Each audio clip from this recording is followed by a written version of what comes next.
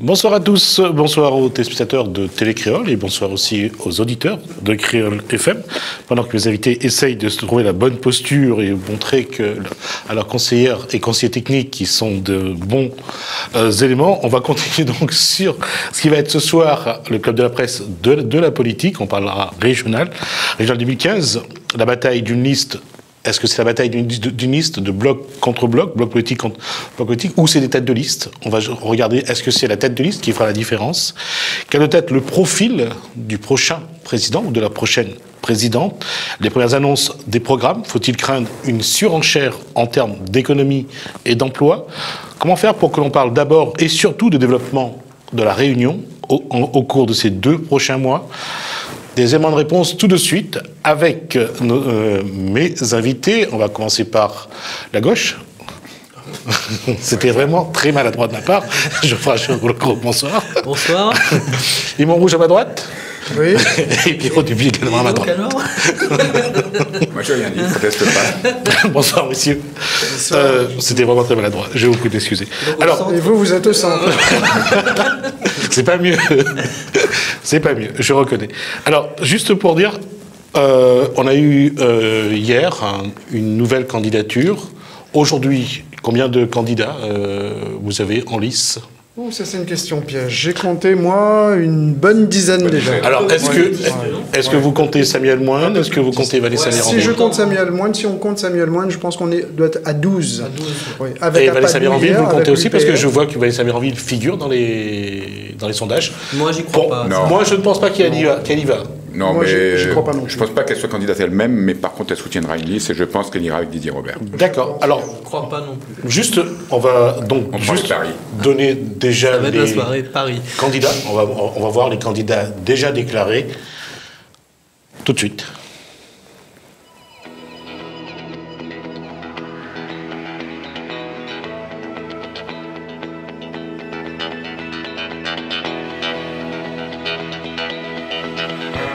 Populaire républicaine, je crois.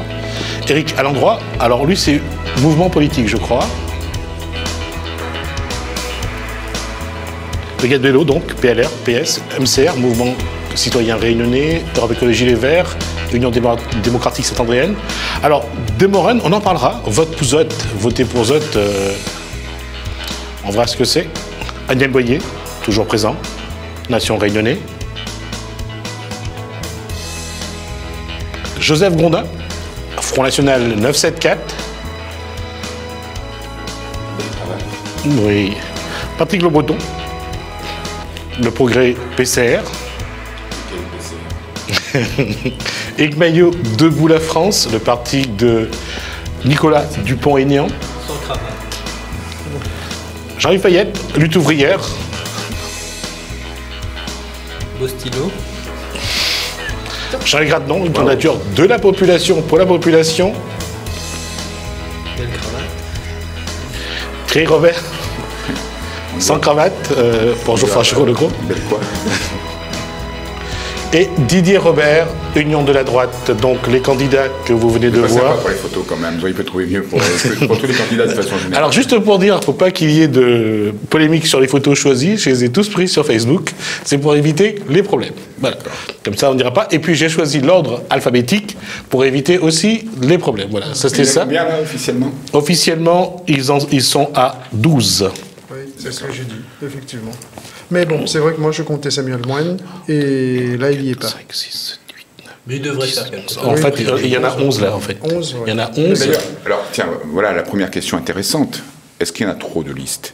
Est-ce que c'est une bonne chose de laisser n'importe qui présenter sa liste? Est-ce qu'on ne pourrait pas faire comme au présidentiel qu'un système de parrainage? Parce que là, n'importe qui, enfin, je veux dire, ça va tourner au ridicule, quoi. Il y a des gens qui vont faire ce qu'ils voient, quoi. Il y en a existé 16, je crois. Il y en avait 19 à un moment donné. Oui. On s'est retrouvé à 14 listes en 2010. Oui. Et là, pour l'instant, on en est à 12. Est-ce que c'est pas... Si, c'est beaucoup, mais j'ai... C'est beaucoup. Maintenant, on est c'est beaucoup, mais le système le permet, donc ils sont là. Un regret, peut-être, l'absence de femmes. Tête de liste.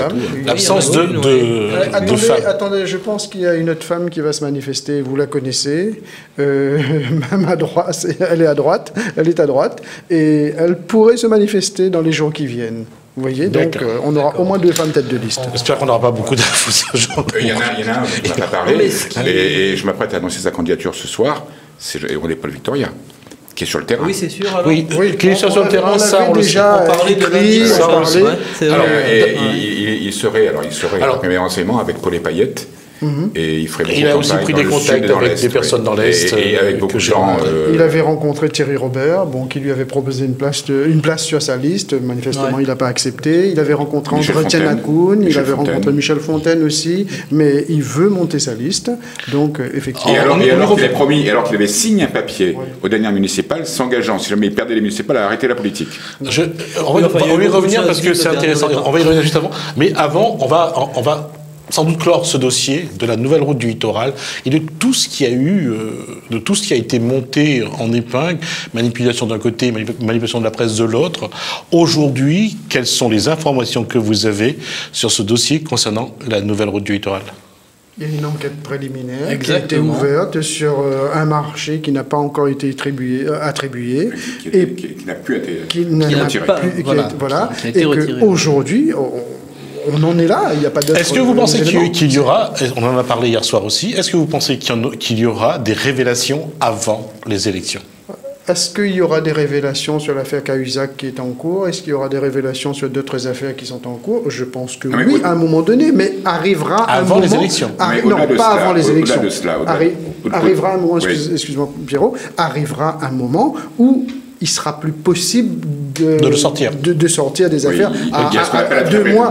Exactement, à 2 mois d'une élection. C'est impossible. Je sais qu'il y a un élu qui est allé en métropole, à Paris, un élu de gauche, demander à ce qu'on fasse, excusez-moi l'expression, péter l'affaire, la route du littoral. Et pas que cette affaire-là, d'ailleurs. Et pas que cette affaire, mais Paris prend ça très mal. Je vois ça d'un mauvais œil. Donc, je pense qu'il va y arriver un moment, il n'y aura pas d'affaires du tout, là. Il n'y aura plus d'affaires. Alors, moi, j'ai d'autres infos. Ouais. J'ai d'autres infos. Mais au-delà quand même de tout ça, moi, je pense que ce qui est intéressant, c'est de se demander, parce qu'il y a eu une manipulation. C'est très clair. Oui, ça. Qui manipule qui? Qui manipule qui? Maintenant, moi, je sais qui nous a manipulés. Oui. Mais je dois dire aussi que je ne suis pas certain qu'il y ait eu une totale manipulation.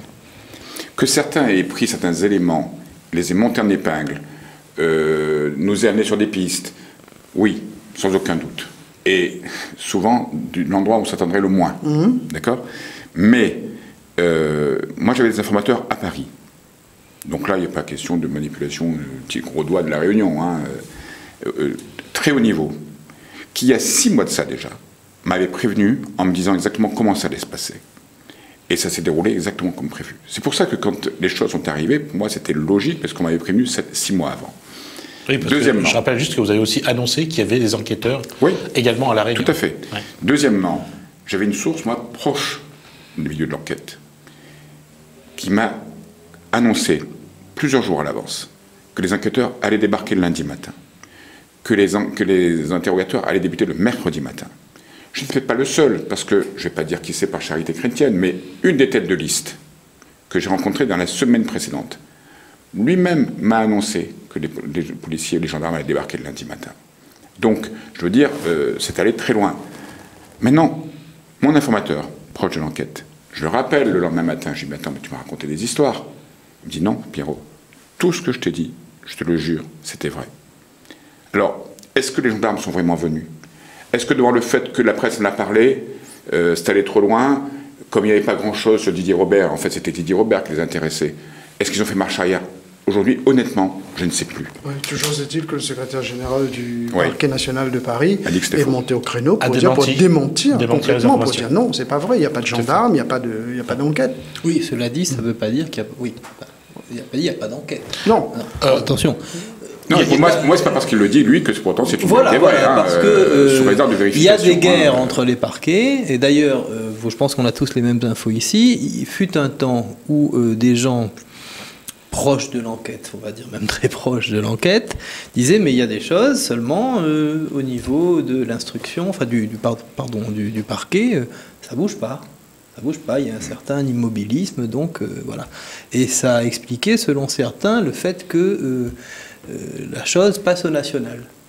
Et à mon avis, il y a une erreur, en tout cas au moins de communication, qui a été faite par la région, qui était de dire non, le parquet national financier, c'est des enquêtes de routine. Non, c'est pas vrai. Hein. Vous regardez ces attendus, c'est grande délinquance financière. Par contre, une chose est vraie, il y a un article du Monde qui le révèle, c'est que de toutes les enquêtes qu'a fait le parquet national, il y en a une seule qui aboutit. Hein. Tous les autres ont fini par des non-lieux. Hein. Ouais.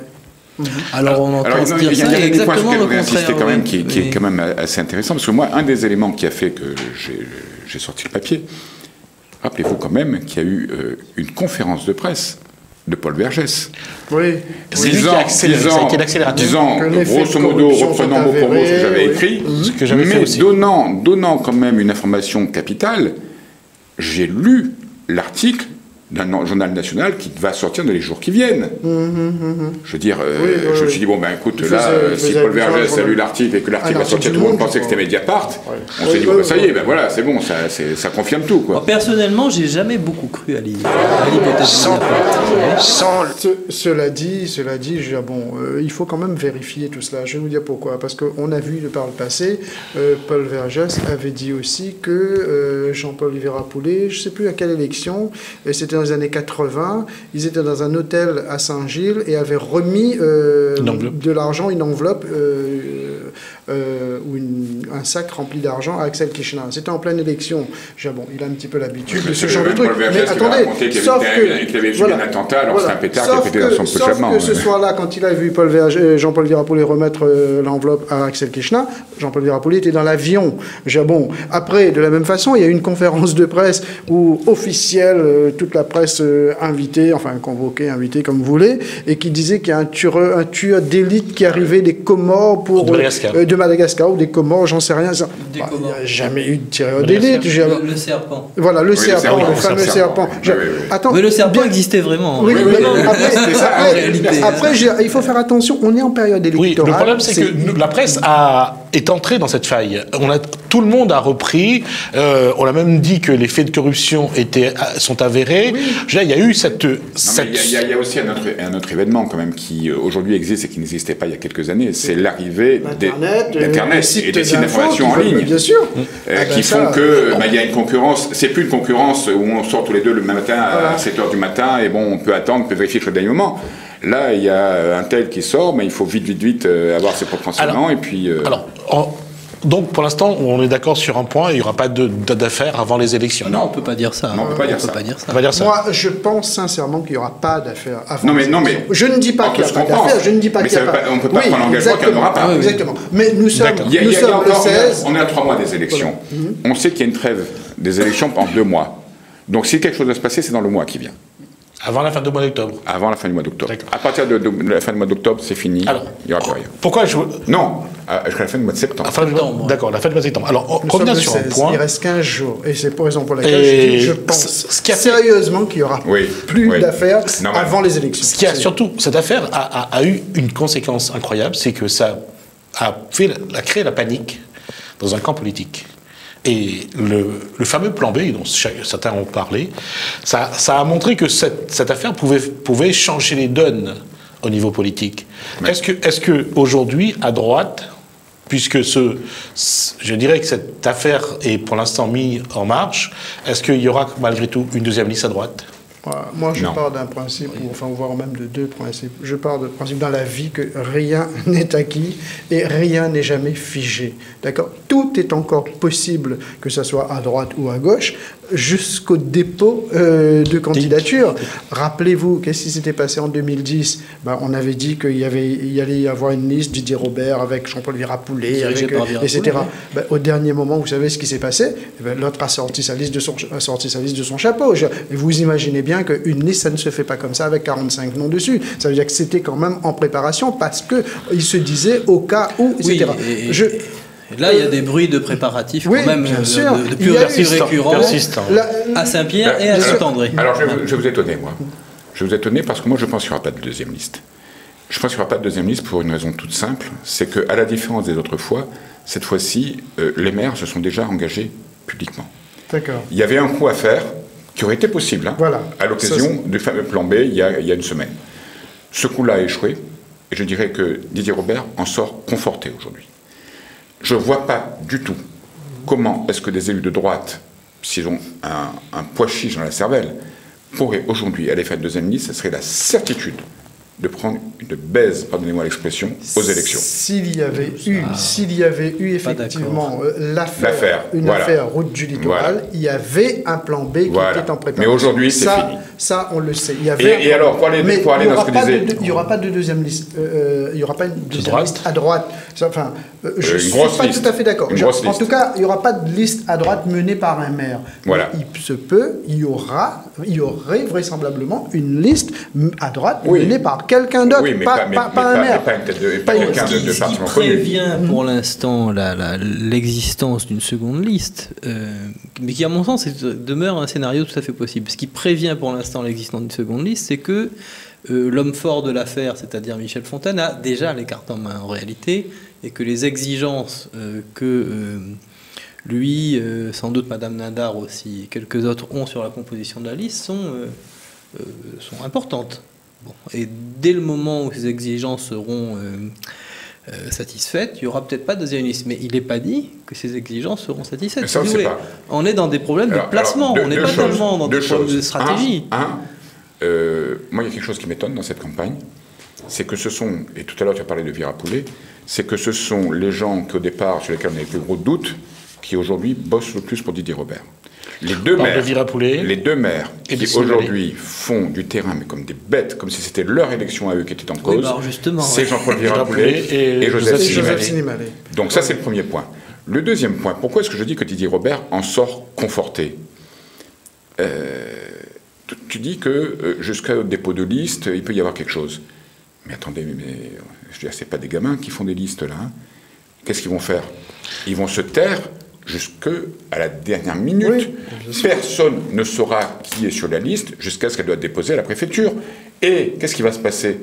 C'est que les maires qui aujourd'hui ne jouent pas le jeu ou qui ont fait le fameux plan B, etc., eh ben, je veux dire, il ne faudra pas qu'ils s'attendent non plus à avoir... Non, ils auront leur quota. Mais je veux dire, ils ne seront pas privilégiés. Ils seront privilégiés ceux qui ont été fidèles. Alors, je vais revenir. Je pose la question pourquoi? Parce que, en fait, la question c'est qu'est-ce que René-Paul Victoria, si demain sa liste se confirme, qu'est-ce que René-Paul Victoria peut apporter comme empêcheur de tourner en rond à droite?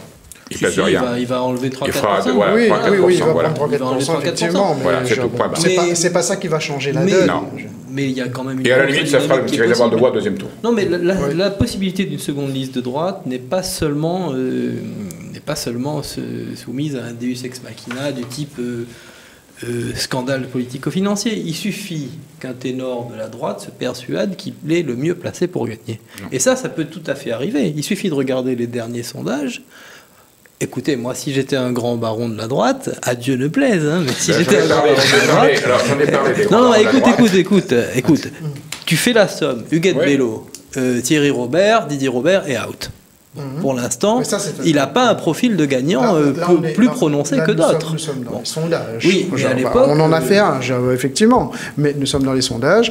Nous sommes à 3 mois des élections. Il y a encore un gros travail de terrain à faire. Non, mais il y a eu les 5 points. Il y a quand même la marge d'erreur de 5 points. Quand on voit en plus ou en moins, ça fait... voilà. Si toi, tu es un ténor de la droite, que tu as une commune, et que d'ailleurs le président de région, lui, n'en a pas, en parenthèse. Pas de terre d'attache. Bon. Eh bien, tu te dis, bon, si ça continue comme ça, on va plonger... Parlons des sondages 2 minutes. Je donne mon sentiment, c'est que le sentiment d'un observateur politique qui vaut le vôtre. Mais mon sentiment à moi, c'est qu'aujourd'hui, Huguette Bello est un petit peu surcotée. Pourquoi? Parce qu'elle a bénéficié de l'annonce qu'elle a faite de sa candidature, longtemps à l'avance, et de son meeting de lancement de campagne, qui a été un meeting réussi, il faut le reconnaître. Donc, ça lui a boosté son image, ce qui se ressent dans le sondage. Didier Robert est peu ou prou à son niveau. Je pense qu'il va peut-être encore grappiller 1 ou 2 points le jour où les maires se mettront vraiment en campagne. Mais bon, il n'est pas très très loin de son niveau final.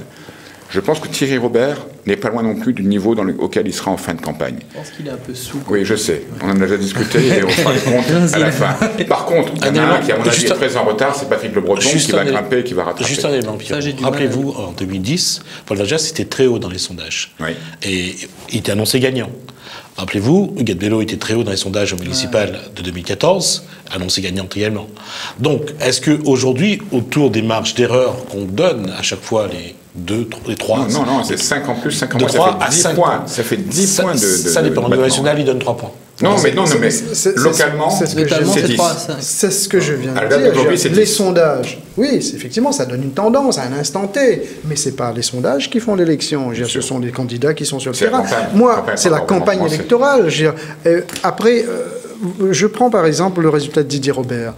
N'oubliez pas qu'il y a quand même 11 maires qui ont publiquement signé et que depuis, il y en a d'autres qui ont rejoint ces 11 maires. Ils sont aujourd'hui à 14 à peu près, 13, 14 sur 24 communes. Mais maintenant ces gens-là n'ont pas encore... Ils n'ont pas commencé la campagne. Ils n'ont pas commencé la campagne. À chaque fois, et il faut quand même qu'on revisite un peu cette hypothèse des maires qui font l'élection. C'est pas possible. Écoutez, Alain Bénard avait 21 maires pour lui contre 3 maires communistes, et ça l'a pas empêché de prendre une raclée. Et une bonne encore. Effectivement, il y a une chose aussi qu'on doit tenir compte, c'est le contexte des régionales et le contexte des présidentielles. On sait à chaque fois que les gens ne votent pas forcément pour leur maire comme ils voteraient exactement. La élection régionale est par définition l'élection où il y a le moins, où les maires ont le moins d'importance. La mise sur son électorat. Ils ont leur importance, mais c'est celle où il y a le moins. Mais je voudrais quand même ajouter quelque chose pour répondre. Effectivement, il y a eu Alain Bénard, mais à cette époque-là, Alain Bénard, c'était, je crois, c'était en 2000... c'était 2 fois, c'était en 98 et 2004-98. Et personne ne voulait prendre cette étiquette de droite parce que ça faisait très peur, ça faisait comme une cible dans le dos. Et puis, donc, voilà. Et après, l'autre élément, et n'oubliez pas, c'est qu'on avait un PCR qui était encore fort. C'est ça ce que je disais. Oui. Voilà, c'est ce que Pierrot disait. C'est un PCR encore fort. Oui, mais troisièmement, sans lui faire... Alain Bénard n'avait pas la personnalité d'un Didier Robert aujourd'hui, qui a quand même derrière lui l'aura du président sortant quand même, et d'un bilan qui, on en parlera peut-être, mais qui pour moi on va parler un petit peu. On a fait 20 minutes d'émission, donc j'aimerais qu'on parle un petit peu des autres candidats, et on va parler de cette alliance, le progrès, parce que je crois que l'événement quand même, et pour nous observateurs politiques, l'événement c'est bien cette alliance entre le progrès et le PCR. Faut-il parler d'alliance? Oui, d'alliance, exactement. Et je vais vous dire pourquoi. Parce que le progrès dit non, ils n'ont pas fait alliance, ils n'ont pas fait un accord avec l'alliance, ils ont fait un accord avec le PCR. Non, je dis fait l'alliance avec le PCR. D'accord. C'est pour ça que j'ai. C'est moi il a trouvé ça le jeu. Voilà. Alors, juste pour vous montrer, regardez bien ce que disait le PCR par la voix d'Harry Chanchikan. Oui, on est à la télé, on évitera de trop de son surnom. Voilà ce qu'il disait. Il a participé au congrès du PS et j'ai retenu un tout petit bout. Après, on parle du progrès du PCR. La trahison. Sans l'union, la gauche, elle ne pourra jamais conquérir la région. Et là, nous devons souligner la responsabilité de ceux qui divisent et qui ont divisé en 2010. Alors, c'était le congrès il y a quelques semaines. Tout un mois, il y a un mois. Il disait ça, la responsabilité de ceux qui divisent. Est-ce que... Et c'est vrai, le PCR a souvent rappelé ce qui s'est passé en 2010. Et qui conduisait la liste du PS en 2010 ? Vergoz. Et aujourd'hui, est-ce que c'est...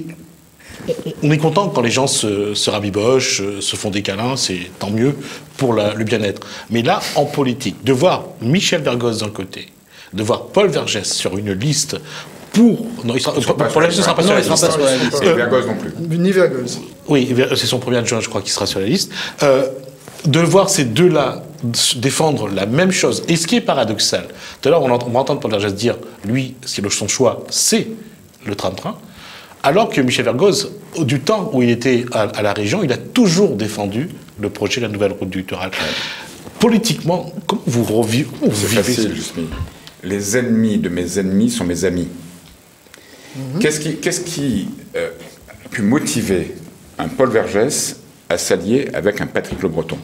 Ils n'ont rien, vous venez de le rappeler, ils n'ont rien qui les unit. Rien. La seule chose qui les unit, la haine.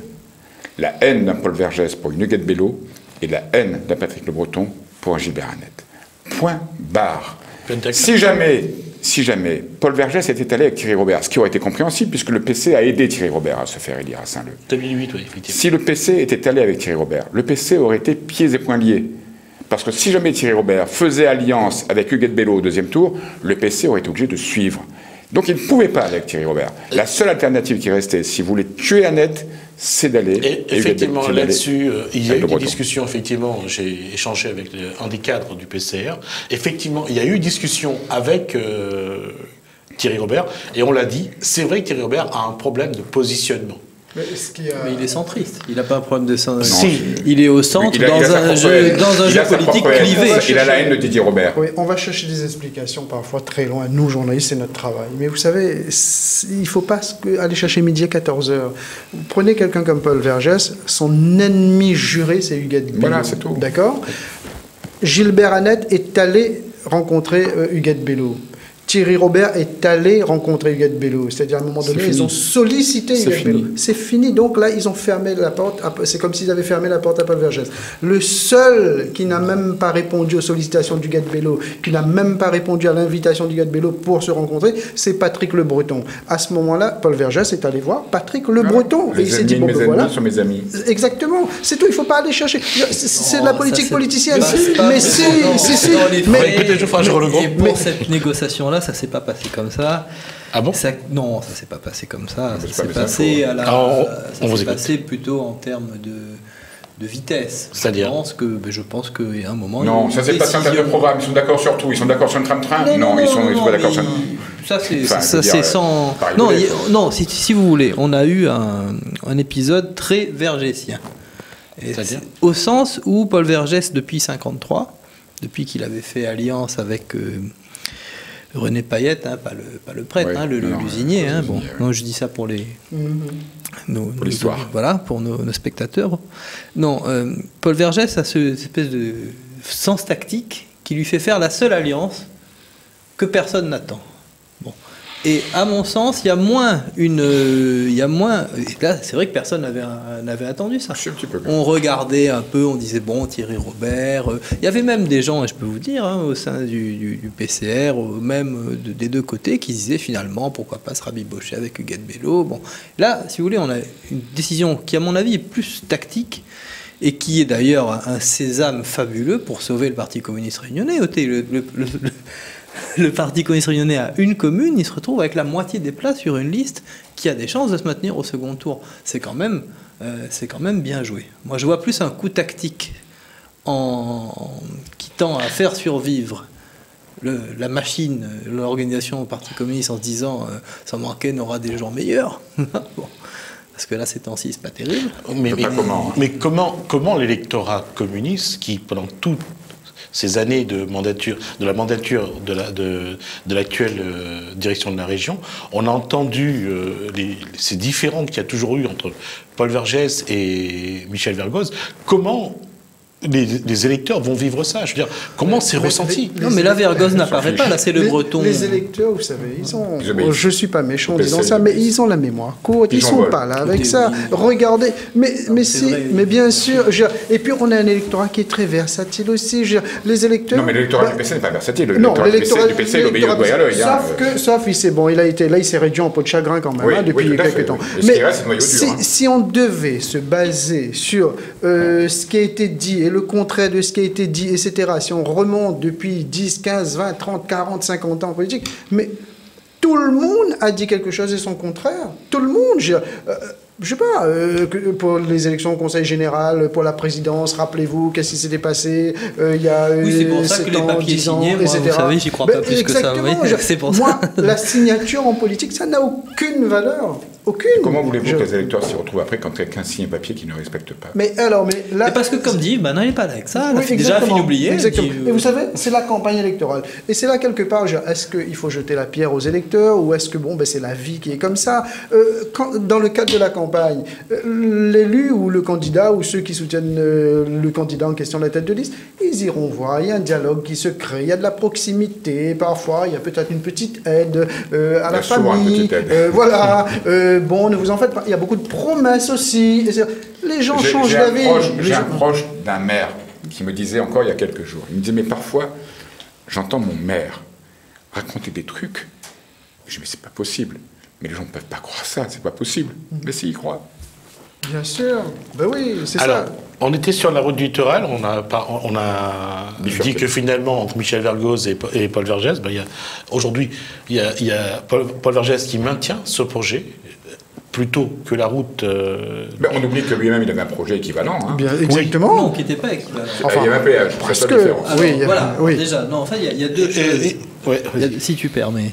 Et je crois que là, il y a un consensus, par contre, parmi les opposants à Didier Robert. Il y avait ce qu'on appelait le projet dit Perben. Voilà. Il y a le projet Perben. Abusivement nommé Perben, d'ailleurs. Hein. Bon, bref. Mais qui consistait à une partie digue et une partie... ça met les roches dans la mer toutes. Hein, c'est un peu pareil. Hein, bon. Un viaduc, sauf que c'est beaucoup moins... Les dimensions sont quand même beaucoup plus... Qu'est-ce qui a changé? La seule différence qu'il y a entre les deux projets, c'est que dans le projet de Didier Robert, ils ont rajouté des voies pour les bus. Chose qui n'existait pas, et que Paul Vergès n'a pas fait non plus sur la route des Tamarins. Non, mais attends, ils ont mis des voies pour les bus parce qu'ils étaient obligés de le faire, devant faire un réseau guidé, après avoir supprimé le projet de tram-train. Ça, c'était la rançon pour avoir supprimé le tram-train. Ce débat sur la route du littoral, vous savez, moi je vais être très simpliste. Je me dis, j'entends ce débat, toute cette discussion sur la route du littoral depuis au moins avant 98, d'accord? Et j'ai entendu dire que, en 98, après l'élection régionale, dans 6 mois, ce problème sera réglé. Et puis, on est arrivé jusqu'en 2010, il n'y a rien, à part 2 filets qui ont été posés. Il n'y a pas eu de solution à cette route du littoral. Entre-temps, il y a eu un éboulement, ça a tué des gens. C'était en mars 2006, d'accord? Il y a eu toute une grande émotion, c'est tout à fait normal. Il y a eu mort d'homme, et là, tout le monde s'est dit, ouais, mais que font les politiques depuis le temps qu'ils promettent une route du littoral? Aujourd'hui, qu'on soit pour ou qu'on soit contre cette route du littoral, il y a quelqu'un qui l'a fait. Le chantier a démarré, il est là. Mais imaginez un instant. Avant le 6... Imaginez, non. Mais vous savez, une élection, ça peut tenir... Imaginez qu'avant le 6 décembre, il y a de nouveau un éboulement. D'accord? 2 personnes tuées. Vous pensez qu'on sera toujours dans ce débat route du littoral, pas route du littoral? Non, et puis deuxièmement, pour te répondre, il n'y a pas que des grues. Le jour de l'élection en décembre, les piliers seront sortis de l'eau. Alors, une question. Alors, avant d'aller là-dessus, on va écouter Paul Vergès dire quelque chose, et je voudrais qu'on rebondisse là-dessus. Donc, c'est Paul Vergès qui dit qu'on n'aura pas le choix. C'est soit l'un, soit l'autre. On écoute Paul Vergès. Il y a un projet qui, suivant le journal américain, rejoint un scandale d'aménagement du territoire que je vais approuver parce que ça a commencé. Je sais que c'est Mme Bello qui a dit « je respecte les décisions des pouvoirs précédents », ça veut dire qu'elle accepte la route littorale. Eh bien, nous, non. Il y a une contradiction absolue désormais sur le plan des crédits. Ou on fait la route littorale, ou on fait un chemin de fer de Saint-Benoît à Saint-Joseph. Nous sommes pour le chemin de fer. Alors, ça, c'est la question. Selon lui, on ne pourra pas faire les deux. Le budget, c'est soit sur la route littorale, soit sur le réseau ferré. Le chantier est démarré, est engagé. Alors, Geoffroy Georges n'est pas d'accord, parce qu'on appelle ça les travaux... Oui, bon, je pense... Si vous voulez, c'est hallucinant de dire ça.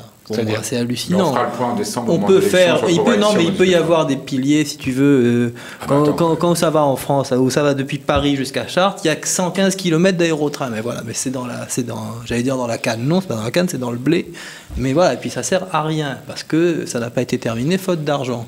Là, on peut tourner les affaires comme on veut. Il y a 1,6 milliard. Pour la Cour des comptes, il faut minimum 2 milliards, sans compter tous les coûts extra qui auront lieu. Donc on n'a pas d'argent pour finir. Non, donc, j'en dis qu'il y en a. Moi, il n'y a pas. Il y a 1,6 milliard, il y a 1,6 milliard. Quelqu'un qui est président de région et qui a tous les chiffres, qui te dit la région a les moyens, et ils viennent d'avoir encore une bonne note de je ne sais pas quel organisme qui les a accrédités et qui a dit que leur compte était bon. Mais les organismes qui prêtent et qui garantissent, ils te disent que c'est super. Non, c'est eux qui passent leur pognon. On a vu aussi aujourd'hui, il y a ce débat, 1,6 milliard où ça va dépasser 2 milliards. Mais entre nous, ça dit, ça c'est un jugement de la Cour d'appel de Bordeaux. Concernant le tram-train, on allait arriver jusqu'à 5 milliards. Hein. Ça, c'est écrit. Ouais. C'est pas moi qui le dis, ça. Donc, si 2 milliards, on ne pourra pas faire, 5 milliards, ça risque de poser problème. On ne va pas discuter de l'opportunité des projets ici, mais la différence, c'est que le tram-train, c'était 5 milliards de dépassement pour toute l'île. Là, c'est on ne sait combien de dépassements, peut-être même 5 milliards pour 12 km. C'est quand même la grande différence. Le tram-train, parce que le Réunionnais, il oublie vite. Mais le tram-train n'était pas faisable, il n'était pas financé. Les expropriations n'étaient pas faites. Non, il n'était pas financé. Il manquait 50 millions. Plus que 50 millions. 75 millions tous les ans qui manquaient. En fait, ce qui manquait, c'était 80 millions par an pendant les 40 ans. Exactement. Et la région pensait pouvoir négocier autour de 50 millions à ce moment-là. Entre 1 milliard, si c'est 2 milliards, il n'y a pas de problème, on a les sous. Et 80 millions par an, c'est dramatique, on ne peut pas trouver. Ça fait du pognon. Non, c'était la fameuse dotation ferroviaire. Non, mais c'était. Que le gouvernement a refusé. Donc, si on n'est pas ça, de toute façon, ça ne pouvait pas. Mais c'était illégal de refuser la dotation ferroviaire. Non, c'est pas illégal. C'est la loi qui disait. Toutes les régions. Il y a quelque chose, parce que Paul Vergès dit, nous, c'est soit le tram-train, soit la route du littoral. Sauf que là, il y a eu une alliance Vergès-Le Breton, et le Breton est pour la route du littoral. J'ai pensé à ça aussi. Mais il ne faut pas dépasser 1,6 milliard. Mais à ce moment, comment il fait Paul Vergès? Là aussi, Geoffroy, il faut reconnaître que c'est un peu... Mais attends, la carpe et le lapin. Non mais là, mais carrément. Non mais moi je suis d'accord. Moi je suis d'accord. Moi j'étais le premier surpris de cette alliance là. Connaissant un peu le milieu, plus que la droite, je veux dire, on a chacun ses spécialités. Voilà, nos lieux de provenance. Connaissant un peu le milieu, je pense, je vous dis, les explications psychologiques. C'est pas vraiment comme ça que ça marche, c'est plus de la tactique. Bon. Mais effectivement, moi je pense que ce que dit Paul Vergès, ça doit poser un problème à monsieur Le Breton, oui, puisqu'il est pour la route du littoral. Le Breton, vous savez, moi j'ai discuté avec lui, il m'explique en disant, écoutez, moi j'ai rien demandé. Je suis tête de liste. Le PC m'appelle, je suis tête de liste, sur moi, c'est pas la même. Et le PC m'apporte son soutien. Le PC, au jour d'aujourd'hui, doit encore peser au moins 7-8% dans l'électorat. Il faisait 18 000 voix aux dernières cantonales. D'accord. Et donc, le Breton, qu'est-ce qu'il fait? Il fait un calcul, un calcul très rapide. Il me dit, je n'ai rien demandé. Ils veulent pas aller avec Huguette Bello, c'est normal. Ils veulent pas avec Thierry Robert, bon, on comprend un peu. Ils viennent nous voir, ils frappent à notre porte. La seule question qu'il faut qu'il se pose, c'est combien de voix ça lui fait perdre. Pourquoi parce qu'il y a peut-être des socialistes qui n'ont pas du tout envie de voter même liste que Paul Vergès. Il y a des socialistes qui n'ont pas du tout envie de voter Huguette Bello. Non, je sais bien. Non, mais je veux dire qu'il va gagner des voix avec Paul Vergès, mais il va aussi en perdre quelques-unes. Ils vont en perdre quelques-unes. Oui, je pense. Alors, est-ce que le moyen de transport, est-ce que le schéma régional en matière de transport, le fameux SRITT, est-ce que c'est ça qui va être l'enjeu des élections? Et c'est même pas la SRITT, c'est tout ce qui est déplacement. Alors, je vous propose juste d'écouter. Alors, je vous propose d'écouter 4 candidats qui parlent d'un projet, et après on débat sur les projets. On regarde d'abord les projets. On a besoin de multiplier par 5 la capacité hôtelière de l'île, de passer de 2000 chambres à 10 000 chambres, ce qui suppose un investissement d'environ 60 millions d'euros par an qu'on pourrait aider à 50% par les pouvoirs publics. Ce projet bateau-bus ne vient pas en contradiction avec les projets de déplacement collectif. Au contraire, ce projet vient en complément des bus sur terre, du rail de mer, et peut-être, souhaitons-le, puisque ça se développe actuellement partout dans le monde, en Europe et en France, les téléphériques urbains. Nous avons donc en matière d'éducation, donc bien sûr, c'est la gratuité des livres. Notre ambition, c'est de construire un lycée des métiers de la mer, un lycée de la forêt et du bois. L'ambition de mettre en route une compagnie maritime. Et parmi ces grands chantiers réunionnais, il y a, à titre d'exemple, les 2 monorails que nous voulons poser et construire, un à Saint-Denis-Sainte-Marie, le deuxième à Saint-Pierre-Saint-Louis, pour faire en sorte que nous ayons un mode de transport en zone urbaine qui permette de sortir du flux de circulation. Donc voilà, c'est ce qui fait davantage, pour moi, l'objet de toute cette campagne électorale qui arrive. Alors, vous voyez, chacun a commencé à donner quelques éléments de leur projet.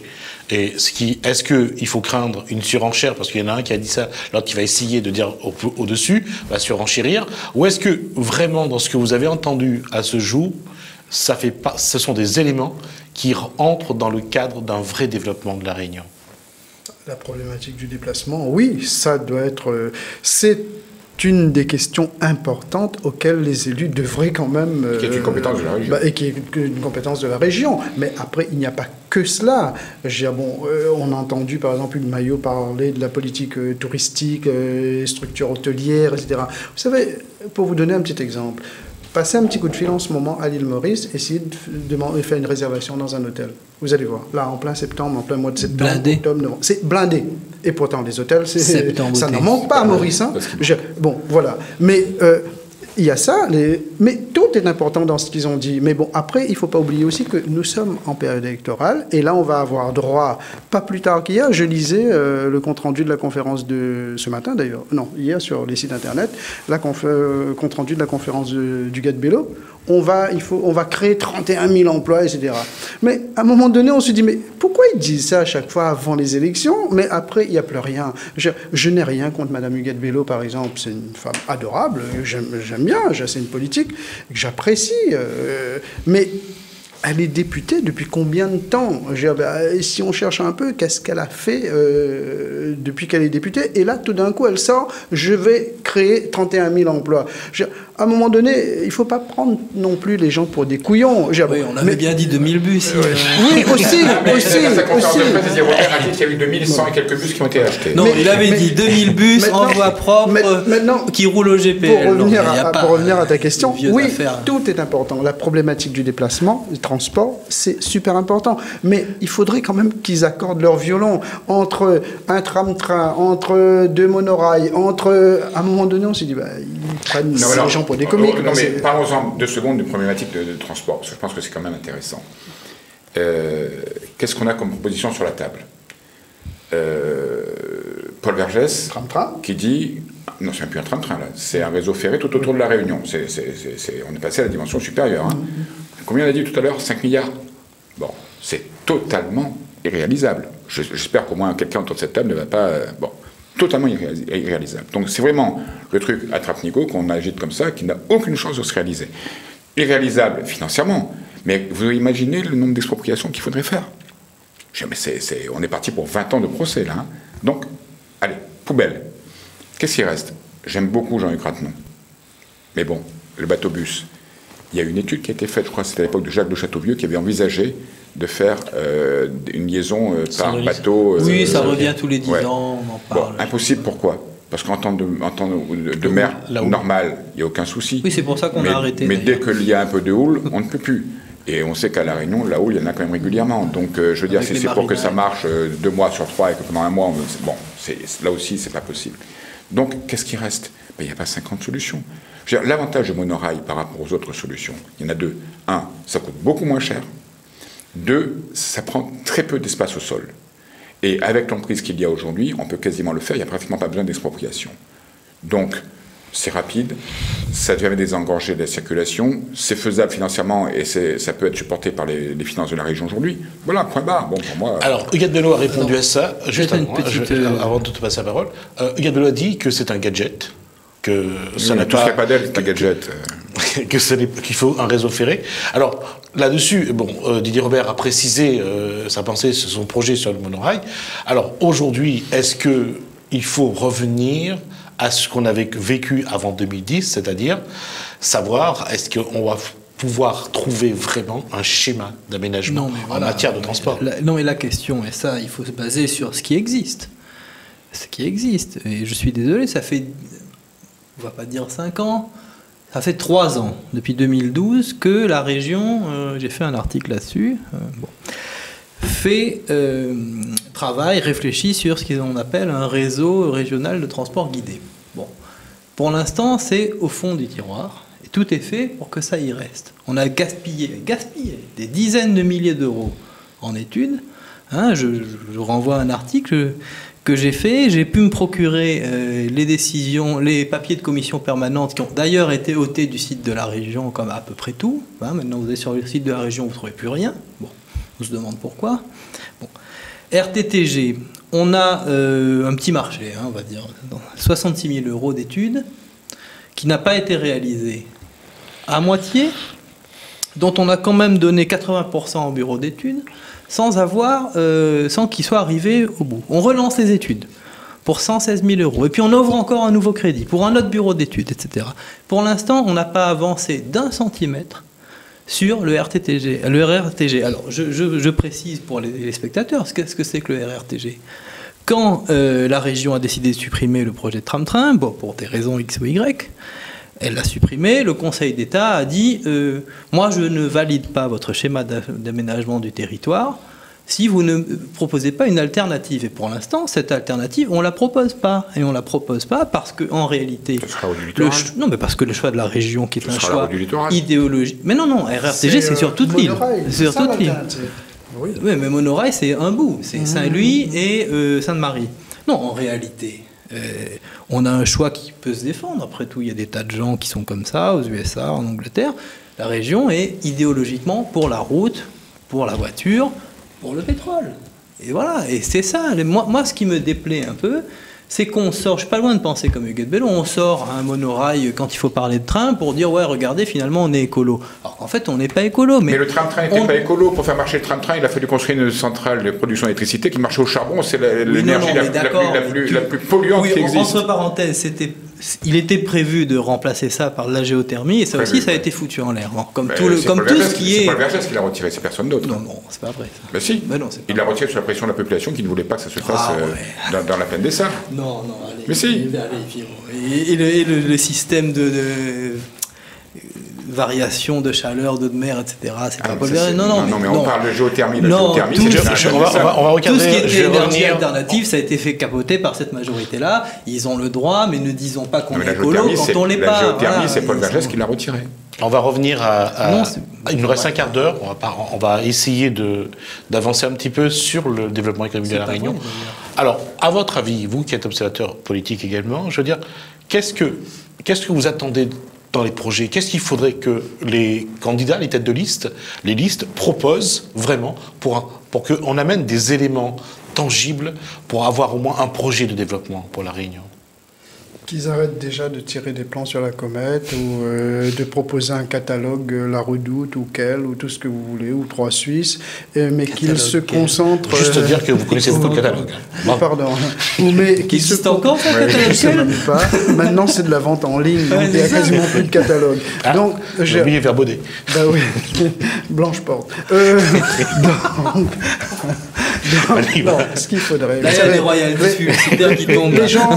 Les gens, ils écoutent là tout ce qui se dit, par exemple, tout ce que les élus racontent, un jour 31 000 emplois, un jour 2 monorails, un jour un tram réseau ferré, un jour, etc.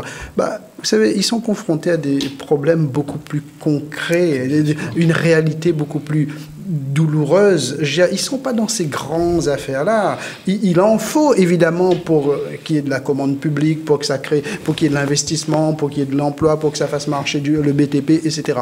Quoique, moi, j'entends quand je vois certaines têtes de liste annoncer qu'ils vont faire ceci, qu'ils vont faire cela, à côté, ils oublient de préciser que l'État vient de sucrer, je ne sais pas combien de milliards de dotations pour les collectivités, et quand on supprime les dotations, vous savez, donc il n'y a plus d'investissement, plus de commande publique, plus d'emplois dans les bâtiments, que plus d'emplois dans les bâtiments, donc, enfin, il y a des licenciements, etc., etc.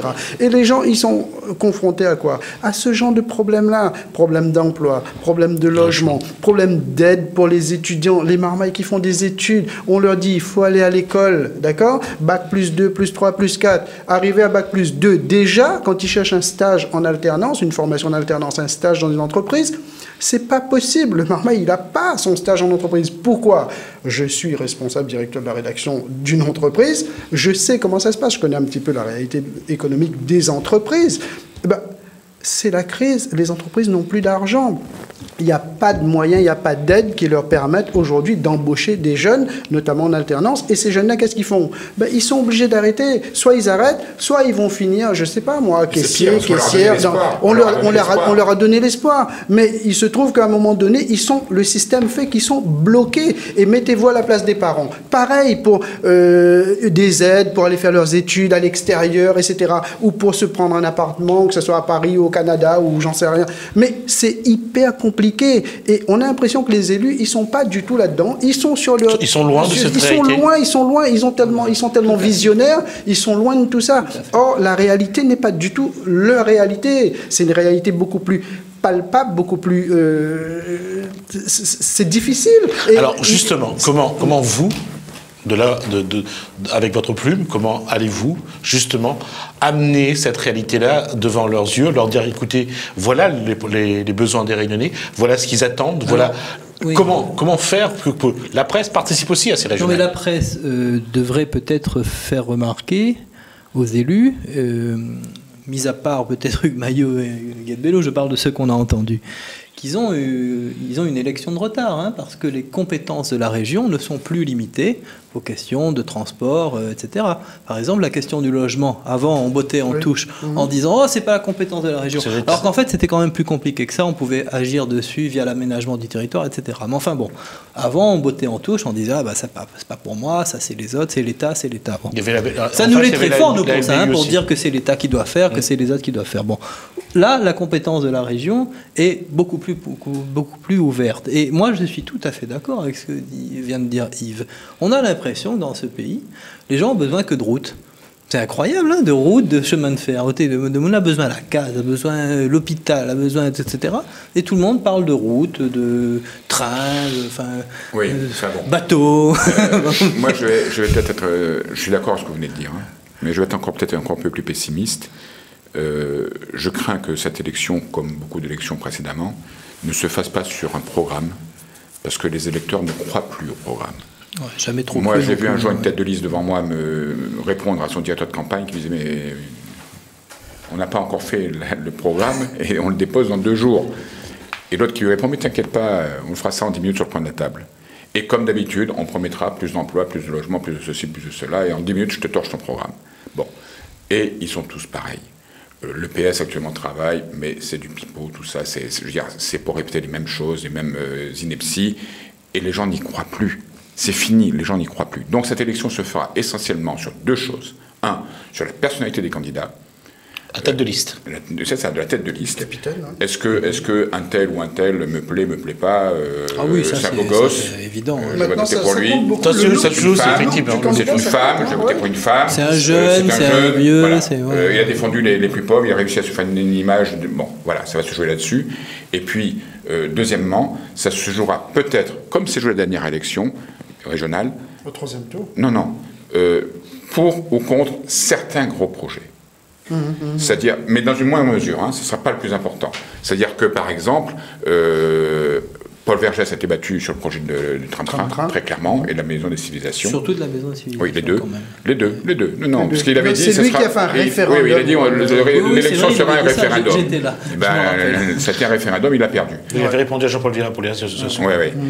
Donc là, ça ne pourra pas se faire contre la route du littoral, parce que la route du littoral, contrairement à ce que tu dis, c'est lancé, c'est fini, ça ne s'arrêtera plus. Non, c'est pas fini. Ça ne s'arrêtera plus. Quand il n'y aura plus d'argent. Ça ne s'arrêtera plus. Il ne faut pas dire ça. Et de toute façon, tous les candidats un peu sérieux, crédibles, qui ont une chance de gagner, ont dit que de toute façon, s'ils gagnaient, ils continueraient. Bon, donc, je veux dire, c'est un dossier qui est clos de lui-même.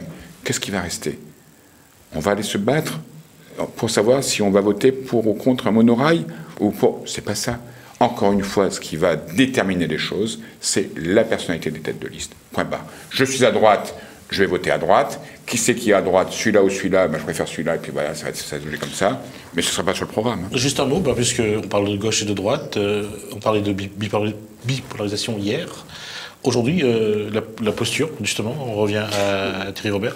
Je disais tout à l'heure, il a un problème de positionnement, non pas de se positionner, parce que Thierry Robert essaie vraiment d'ouvrir à tout dans les 2 camps. Mais est-ce qu'on revient à ça? Est-ce qu'il faut être de gauche ou de droite? Est-ce que le candidat qui aura plus de suffrage, ce sera celui qui aura un positionnement très clair? C'est moins clivé idéologiquement qu'avant. Le clivage existe toujours, mais il est moins dit, il est moins formulé. Mais par contre, ça va se jouer par jeu d'appareil. C'est pour ça que dans l'issue, effectivement, dans les dynamiques respectives, effectivement, la personnalité des candidats va compter. Mais ce qui va compter au second tour, qui est en fait le tour décisif, c'est les questions tactiques. Bon. Et là, vous avez, à mon sens, 3 appareils, ou appareils en devenir, c'est-à-dire les 2 PS, plus les 2 PS à un bout du PCR, plus l'ancien PCR, qui peuvent très bien faire un tout sauf Didier Robert au second tour. Moi, je vois venir personnellement, mais gros comme une maison. Hein. Je vois le scénario de 2010 Là, je dis, je ferai prendre les paris. Moi, je vois... sur tous les 3 majorités présidentielles... Non. Moi, mais encore une fois, je veux dire, fonctionnent ensemble. Soyons simples, soyons basiques. Qu'est-ce qui pouvait inciter un Paul Vergès et un Patrick Le Breton à être candidats, alors qu'ils savent très bien, tous les deux, qu'ils n'ont aucune chance de gagner? Oui, non, mais c'est pas la seule chose qui a fait qu'ils soient candidats, c'est pour faire perdre quelqu'un. Huguette Bello et Annette. Oui. Ça tombe bien, c'est sur la même liste. D'accord? Je pense qu'ils veulent faire perdre ça veut dire quoi? Ça veut dire que pour moi, si jamais Patrick Le Breton fait plus de 10%, ça c'est le chiffre capital, pour pouvoir se maintenir au deuxième tour, il faut faire 10%. Si jamais Patrick Le Breton fait plus de 10%, il se maintiendra au deuxième tour pour faire perdre Huguette Bello. Oui, pour moi, la seule interrogation, c'est de savoir, est-ce qu'on va vers une triangulaire ou est-ce qu'on va vers une quadrangulaire? Ah non, mais attends, si Le Breton... Attends, je finis. Est-ce qu'on va vers une quadrangulaire? Est-ce que Thierry Robert fera alliance au deuxième tour avec Huguette Bello ou est-ce qu'il se maintiendra? À l'heure actuelle, je pense qu'il fera alliance. Mais ne présageons pas des choses. La campagne s'annonce et elle va être très dure. Thierry Robert va être confronté à un énorme problème. Aujourd'hui, c'est quelqu'un d'intelligent. Donc, il raisonnera et il y arrivera à la même conclusion. Aujourd'hui, son adversaire, c'est pas Didier Robert. Avant d'affronter Didier Robert au deuxième tour, il faut déjà qu'il soit devant Huguette Bello au premier tour. Parce que c'est celui qui va arriver en tête, enfin en deuxième position à la fin du premier tour, qui sera l'adversaire de Didier Robert au deuxième tour. Donc, son adversaire, dans les 3 mois qui viennent, ce n'est pas Didier Robert, ça va être Huguette Bello. Et, normalement, si les choses se déroulent normalement, on ne sait jamais en politique, il va y avoir des coups très durs qui vont être donnés. Donc, je dis qu'aujourd'hui, la logique voudrait que Thierry Robert aille avec Huguette Bello, mais on ne sait pas ce qui peut se passer pendant cette campagne, et il est tout à fait possible qu'on aille vers une quadrangulaire. Et moi, je maintiens cette position suivante. Moi, je maintiens que Thierry Robert ira seul au second tour. Je pense qu'il mènera. C'est possible. Enfin, je dire la carte, tout dépend des résultats. Il faudra attendre le premier tour, à combien de pourcentage, etc.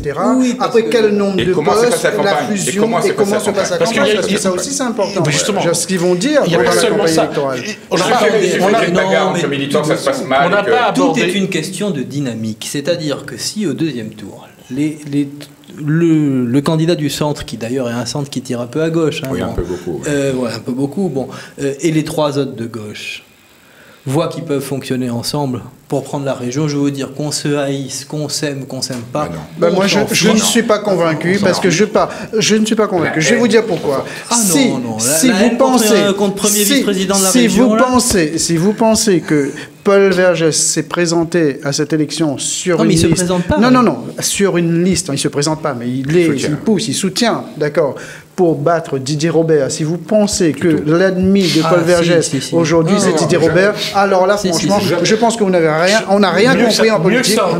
Mieux que ça encore. Et ça, on ne l'a pas abordé, on l'abordera le mois prochain lorsqu'on se reverra. Il y a un épisode depuis qui s'est passé. Il y a une chose qu'on oublie. C'est quels sont les enjeux de ces régionales pour 2017. C'est 2017. Et pour 2020. C'est surtout ça. Bien sûr. Et là, on verra la prochaine fois que c'est cette liste-là de Le Breton, le Progrès PCR, c'est une liste qui regarde déjà vers 2017 et vers 2020. Bien sûr, tout à fait. Évidemment, et présidentielle et législative. Bien sûr, parce que Huguette Bello gagne.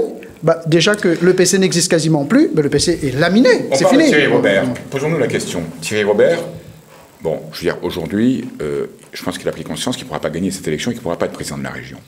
Donc, qu'est-ce qui va lui rester? Il va lui rester sa commune et son mandat de député. En 2017, quand il va se représenter aux législatives, qui c'est qui peut lui donner un coup de main sur sa circonscription? Qui c'est qui a le plus de pouvoir sur cette partie-là? Est-ce que c'est Huguette Bello? Est-ce que c'est Patrick Le Breton? Huguette Bello est candidate également. Ou c'est Sini Mallet? Oui. Et n'oublions pas une chose, est-ce qu'on appliquera la loi qui a été votée par le gouvernement? Ou est-ce que c'est Cyril Hamilton-Carreau? Parce qu'il doit choisir aussi, entre son mandat de maire et son mandat de député. C'est le cas aussi pour Patrick Le Breton. Non, mais ça... il a déjà annoncé, il a choisi le mandat de maire à un de ses adjoints. On ne peut pas répondre à ta question tant que les régionales n'ont pas été faites. Mettons... reprenons le dernier sondage. Il nous reste 1 minute. Oui, juste une seconde. Reprenons le dernier sondage. Huguette Bello plus Thierry Robert, ça suffit pour gagner pour l'instant. Le breton, pas le breton, pour l'instant, ça suffit. Mais sauf qu'en politique, 1 plus 1 si l'une est présidente de région, l'autre est son premier vice-président, il n'y a aucun problème. Il n'y a aucun problème pour être reconduit dans ses sièges. Est-ce que Thierry Robert, c'est le vice-président qui veut, lui? Je voudrais tout simplement préciser que je ne crois pas du tout à un grand rassemblement de toute la gauche au deuxième tour. Moi non plus. Je ne le crois pas. Du tout. Non, de toute façon... Moi, je pense qu'il n'y aura peut-être pas le breton dedans, mais que ça pèsera pas tant que ça. On va conclure là-dessus. Oui. Et je vais aller dans ce sens-là. Effectivement, le calcul 1 plus 1 égale 2 en politique, ça, c'est tout. Et Geoffroy Legault est bien placé pour savoir que ça ne marche pas, surtout avec le Parti communiste. On le voit dans le Sud par ailleurs. Donc, effectivement, on va attendre. On se donne un mois. Dans un mois, on se retrouve. On va décortiquer surtout quelles sont les stratégies qu'il y a derrière les régionales. Parce que dans le Sud, c'est plus important encore que dans les autres régions.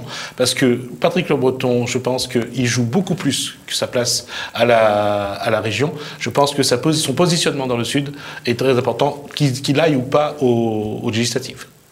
Messieurs, merci pour cette discussion. Je rappelle donc Geoffroy Legault pour cette Lame Mer, Yves Montrouge, rédacteur-chef pour Journal de Lille et pour Click à nous, et Pierre Dupuis, donc rédacteur-chef de Info 974, pour cet échange sur les régionales 2015 et bien sûr pour la suite. On vous remercie pour votre fidélité. Merci aux auditeurs de Créole FM et aussi aux téléspectateurs de Télécole de nous avoir suivis. Merci pour votre fidélité. Portez-vous bien. Bonsoir chez vous.